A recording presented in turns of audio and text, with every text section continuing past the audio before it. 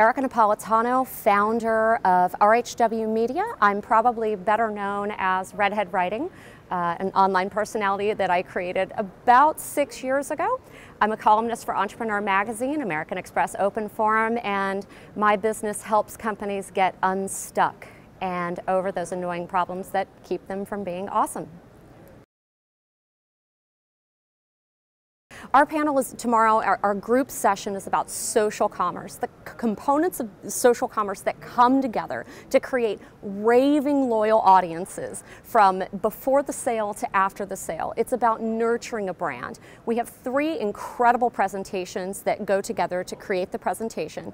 We have brands like Dunkin' Donuts, L'Occitane, and Hampton Inns, all sharing their expertise in conjunction with their marketing agencies to tell you how they achieved the results that they have today in the marketplace, and to give our audience some takeaways that they can perhaps use for their brands and get them to the point of really embracing their audiences and using that embrace to power sales.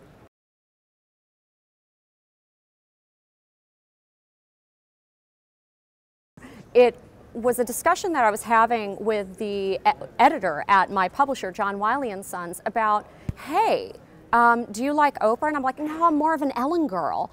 And it got me thinking that every successful brand in history is distinctly unpopular with a specific demographic, but that hasn't hindered their opportunities to achieve success.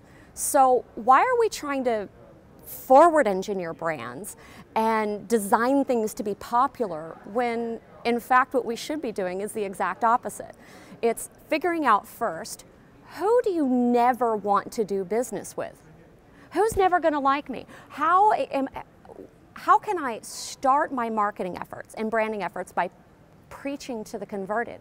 Because there are people out there ready and willing to buy what you have to sell. And honey, we're all selling something. So if you take your branding from that perspective, you realize that building a brand that people will love is about one thing and one thing only. It's not about your cool website. It's not about your fancy logo, hex colors, PMS colors, or whatever gadget you've created.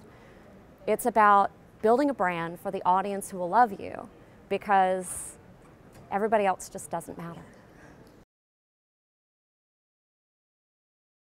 I'd tell them first, who do you never want to see in your inbox? What does that personality look like? What kind of language do they use? What do they order when they go to the bar? What do they drink? You know, get a pretty clear picture of what that person looks like so you never have to worry about them again.